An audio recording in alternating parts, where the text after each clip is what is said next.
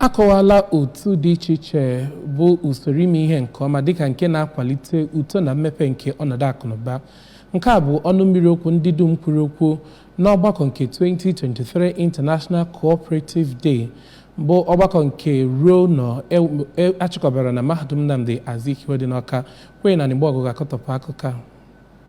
Otu nkuzi ahụ nke ngalaba Cooperative Economics and Management nke mahadum ahụ n'otu a na-akpọ Institute of Cooperative Professionals of Nigeria dọtara ụmụ akwụkwọ ndị ji ego achụ ego, ndị isi obodo na ndị gụsịgoro akwụkwọ na mahadum ahụ na ndị ọzọ. Mgbe ọ na-agbape mmemme ahụ, onye isi mahadum ahụ bụ ọkammụta Charles Esimone nke osote ya bụ ọkammụta Joseph Ikechebelu nọchitere anya ya kpọrọ ngalaba Cooperative Economics na Management nke dị na mahadum dị iche iche n'ala anyị bụ Nigeria ka ha gaa n'iru ịgbasara ọha mmadụ ozi maka uru dịgasị n'otu isusu na aka ọ ga-enye n'obodo. N'okwu ya kwa, onye bụ onye isi ngalaba Cooperative Economics na Management nke mahadum Unizik bụ Dọkịta Uju Agbasi kwuru na ọ nwere agụụ pụrụ iche ịchịkọta ndị gụsịgoro akwụkwọ na mahadum ahụ iji hụ na ha tụnyere oke ha n'ihe gbasara mmepe mahadum ahụ. Dọkịta Agbasi kọwara na mahadum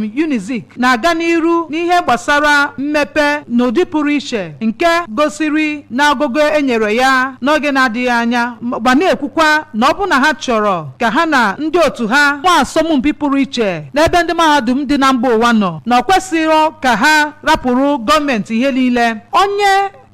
Onye nkụzi pụrụ iche na mmemme ahụ bụ Chief Tajudeen Ayola kpọrọ ndị otu isusu na ndị otu ndị ọzọ ka ha jikọọ aka ọnụ wee hụ na ha megidere ihe ọbụla na-ama Nigeria aka n'iru n'ụbọchị taa. N'okwu ya, ọkammụta Shaributu Garuba n'ihe nkụzi ya kwuru na mmemme International Cooperative Day bụ ụbọchị na-eweta mkpa ọ dị iweghachi ihe a na-akpọ Commodity Board na bekee, wee gwakwa ndị otu isusu ka ha gbaa mbọ hụ na atụtere otu ahụ na ngalaba niile iji wee nyere obodo anyị bụ Nigeria aka inye onyinye nkwanye ugwu dị iche iche na ịgbape akwụkwọ akpọrọ Readings in Cooperative Economics and Management agba nke atọ bụ ihe ndị emegasịrị na mmemme ahụ. Queen Anigbogu, akụkọ ụwa ABS.